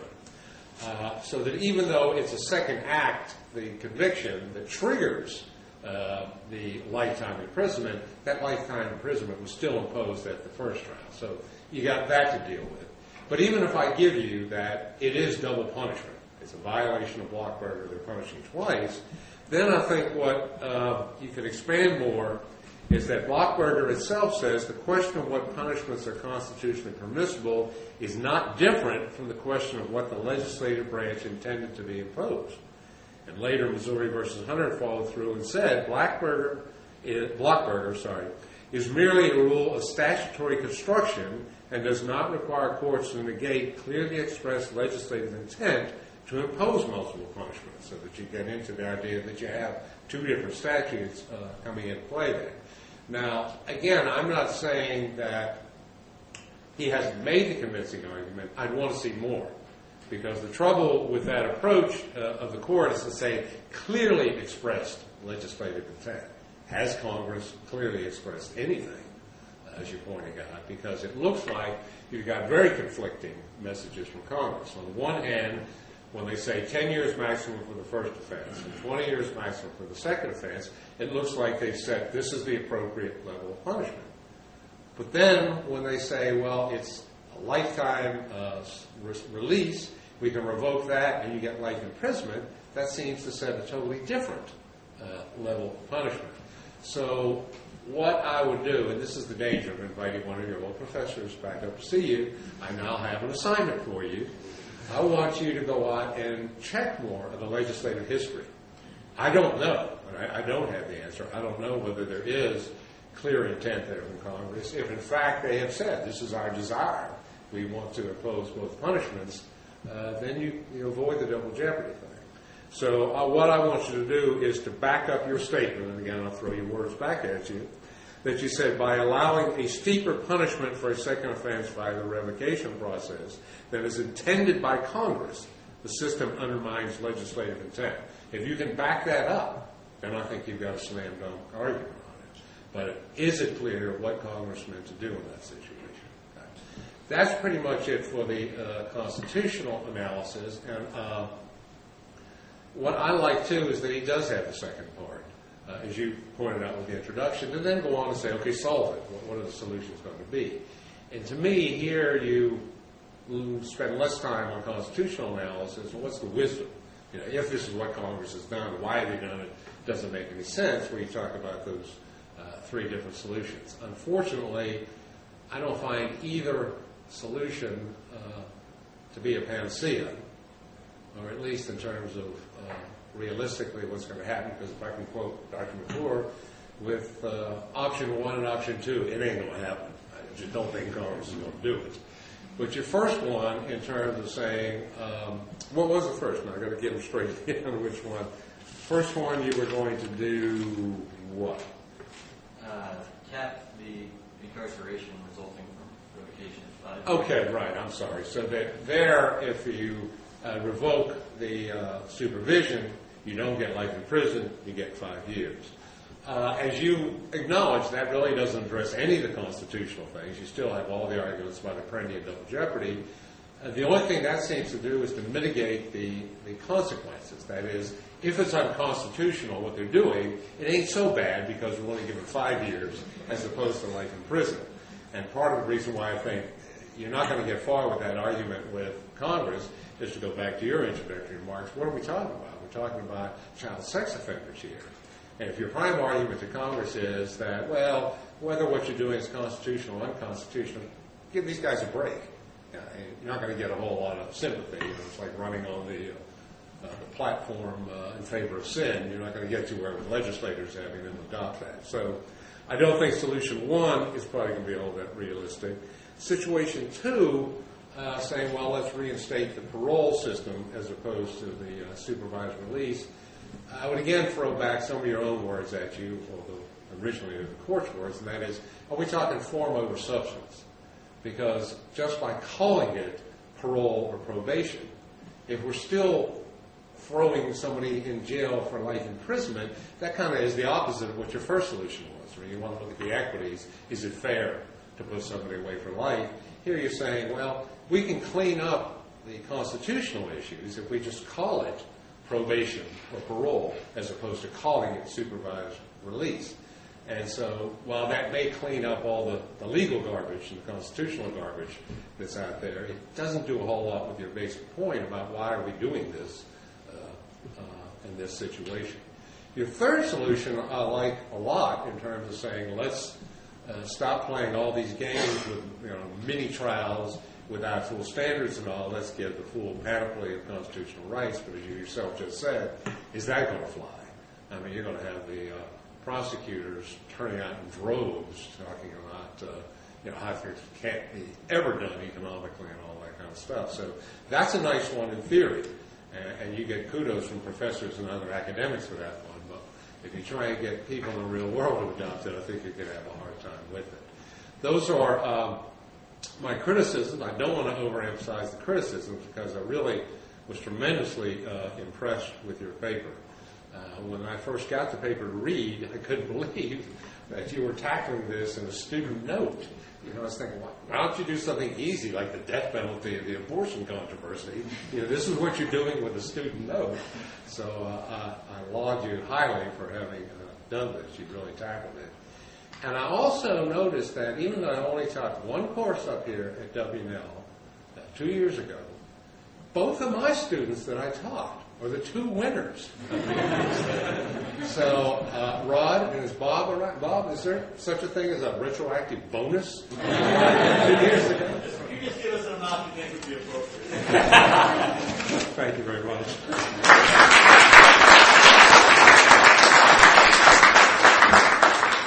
Professor Scott Sunby. Hard act to follow, Scott. Well, first of all, let me reiterate what I had been saying to Chip earlier, which is that I really think this is a wonderful ceremony. I can think of few things that the law school could do, which is more valuable. As someone who writes law review articles for a living, we know well when you come to see us at our office and brainstorm ideas just what you're in for, which is my first piece of advice, and I remember giving this to you, Brett, is that make sure it's a topic that you're going to be enthusiastic and love, because it's a long-term romance, and it's going to have its ups and downs, and you need to get through the valley. I also knew that Brett had something of a winner of a topic. I usually have this sense when the student proposes something to me, and I'm like, are you sure you've got that right? Because it just, you really can have life supervised release. And as Brett went on, he convinced me. And I think Ron's critique is quite good, but I think that Brett provides the type of format of thinking about the case that I could see courts becoming very interested. My main reaction, and I think this is a sign of great legal scholarship, is where it sort of gets you to think more broadly and into other areas. And my reaction was somewhat along the lines of Eric's, which was to actually think of it as a broader way of thinking about the topic. And if I had to subtitle your note, Brett, and this is going to be why it appeals to criminal procedure professors like myself and Eric and Ron, it would be procedure matters. That is the underlying current of everything which I see you as arguing. And what I particularly like about it is that you take it into what I think of as sort of the shadows of the criminal law. When we talk about the criminal law, we always think of the public trial, right? The Perry Mason moment. Everybody's there. There's even a Sixth Amendment right of the public to attend a trial. But that's really a very small portion of what is going on in terms of the criminal justice system. The day-to-day grind of the criminal justice system is through things like plea bargaining, probation hearings, things like that. And it seems to me that some of the most valuable scholarship that has taken place over the past couple decades has to shine sort of the light of scholarship into those areas. Plea bargaining was something we really didn't talk about 20 years ago. But plea bargaining and prosecutorial discretion are now two of the hottest topics out there because that's how 90 to 95% of all our cases are resolved. And all of a sudden, it's like we really ought to be talking about how prosecutors are making these decisions and what it means. Likewise, the Apprendi Revolution, 20 years ago, sentencing might have been 10 pages in a criminal procedure book. Now there are textbooks devoted to sentencing. If you put Apprendi into Westlaw, you probably crash the system, right? I mean, it has become something. And part of that is because people started to say, this thing that's going on, that started with the sentencing guidelines, where we said there are creatures called sentencing factors, which we really didn't pay any attention to when they first appeared on the scene. More and more, in laws and adaptive enterprise, prosecutors and legislatures realize, boy, if I turn those into sentencing factors, I don't have to worry about juries. I don't have to worry about the reasonable doubt rule. I can simply make this something that a judge is going to decide by a preponderance of the evidence. And more, there was this gradual shift of elements of the crime over to sentencing factors. And Justice Scalia is really the hero in this story, along with those people who are paying attention to it, where he started saying, that just doesn't sound right to me. And it's sort of when you have that, that doesn't feel right, that you can start to see you've got traction. And I have to say, Brett, the way you wrote this paper, my reaction was, this just doesn't sound right to me. And to get me thinking that way, I think is a real service.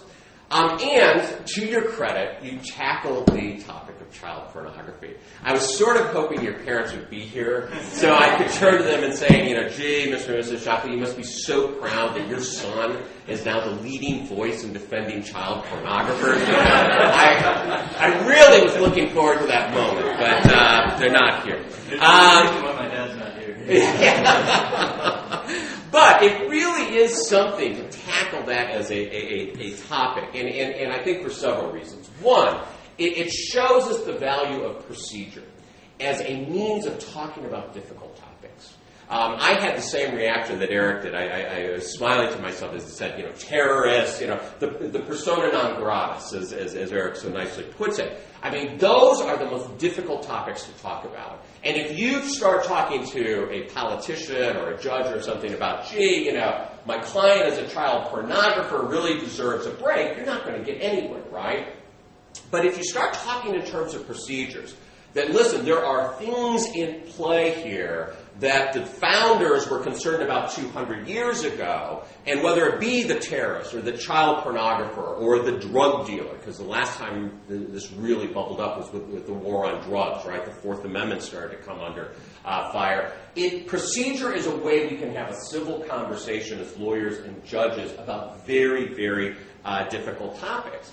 And I have to say that I was reminded of Senator Everett Durkinson's comment about the budget a number of years ago now, where he said, $1 billion here, $1 billion there, and pretty soon you're talking about real money. As I was reading your paper, and we're talking a decade here, a decade there, in terms of sentences, after a while you're really talking about real time, right? I mean, these are individuals who are going to be going away for very, very significant periods of time, possibly a life sentence. And yet there are issues bubbling out there that if you get past the child pornography label, really are at stake. One thing is the question of mens rea. I mean, we think of the child pornographer as the person who goes into the back room, right, and, turns on his computer, makes sure no one's there, and then downloads all of these things. Well, there are ways to become liable for child pornography, and the debates are going on in the federal system right now as to what is knowledge. Some people arguably accidentally download, right? And how much knowledge do you actually have to have? I download it, I say, holy cow, what did I just do? And I try to push delete. On some level, there are cases out there saying that if it's in the cache of your web, that's child pornography. And those types of issues are out there.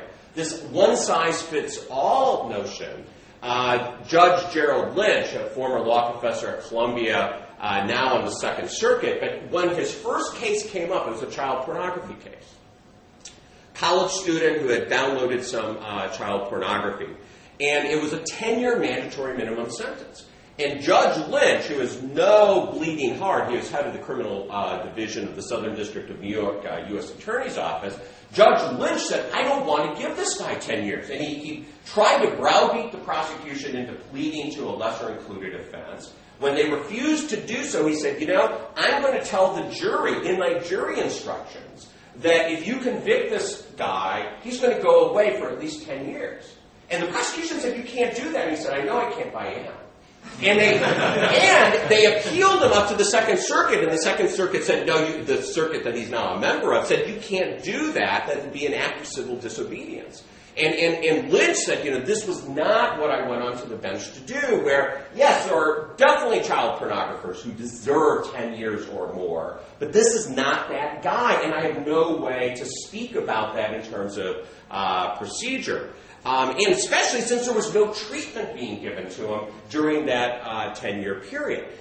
And if I really want to frighten you, there are cases of actual innocence out there in terms of child pornography, even for people who end up with child porn on their computers. I happen to have an office next to Professor Fairfield, which on some level is great because he's a technological guru, so whenever I can't figure something out, I go next to him.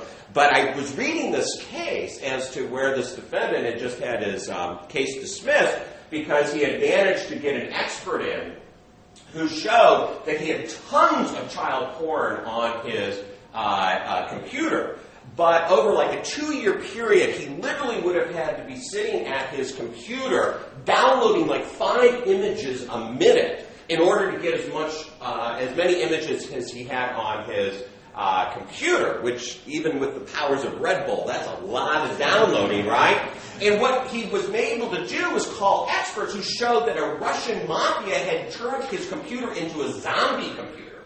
And I went next to Josh and said, is this possible? He goes, oh yes, while you're sleeping, there are bugs out there that they can send in and they take over your computer. And what it was doing is it was using this guy's computer to send out all these images around the world so that he had all these images on it. And so now every morning when I go down, I look at my laptop and I go, what have you been up to? I'm scared to death, right? And apparently Josh was telling me that Great Britain just recognized the zombie defense. So the fact is, even with these people who, when we read in the newspaper, they had 3,000, images and they're terrible images, we tend to assume that they are the worst of the worst, when sometimes they're just people like me who have no idea technologically what the world is about anymore. But I say all of this because I think you do such a service to get us thinking about a crime, which is a terrible crime,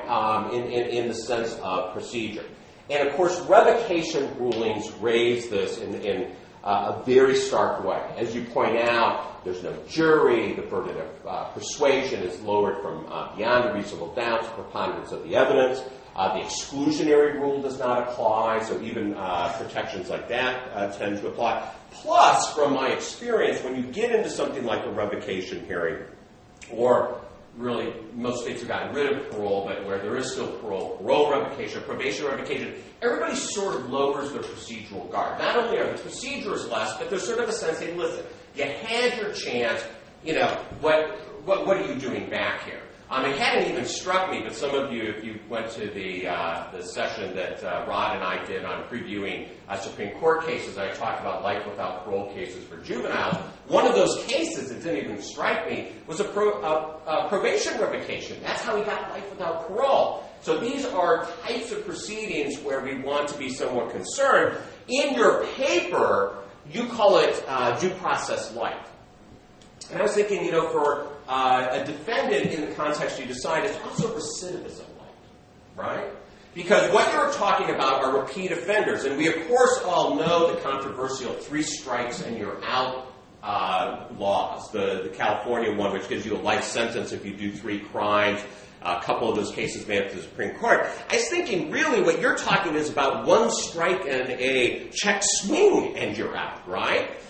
In terms of a life sentence, because you have your 1 conviction, but the check swing, for those of you who are not baseball aficionados, right, is the idea that you are having a much lower procedural standard. You are not even being convicted for that 2nd strike based on beyond a reasonable doubt by a jury. And I think you do a real service for us to start thinking, is this something which we are willing to tolerate even for a crime as serious as child pornography?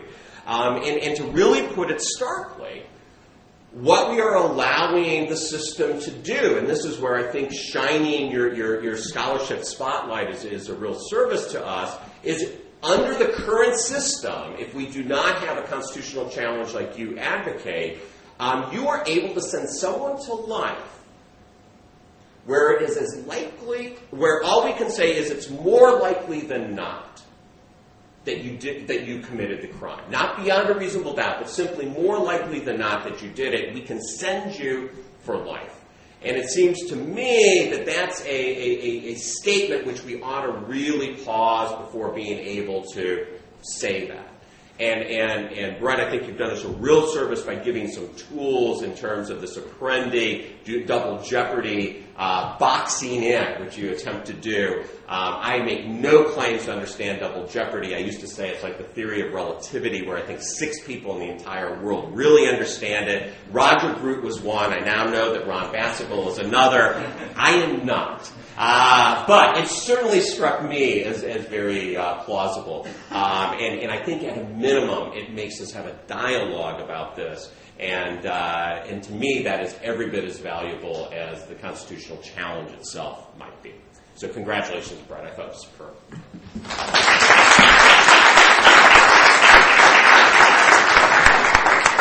Our Outstanding. Rod Smaller.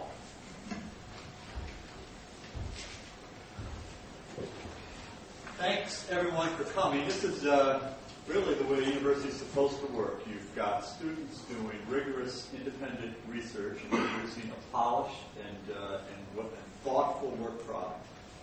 They then have the courage to come up in front of a classroom of their friends and peers and thank all of the students who came, because that's very good of you to support your colleagues and to be here to listen to them.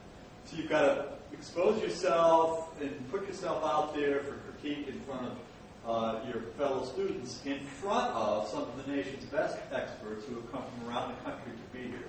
We're very thankful to you, members of your own law faculty, and distinguished alumni. Now, that's what I'm talking about, all right? That's how you develop as a professional and as a lawyer and as an advocate, as someone who tries to influence public policy.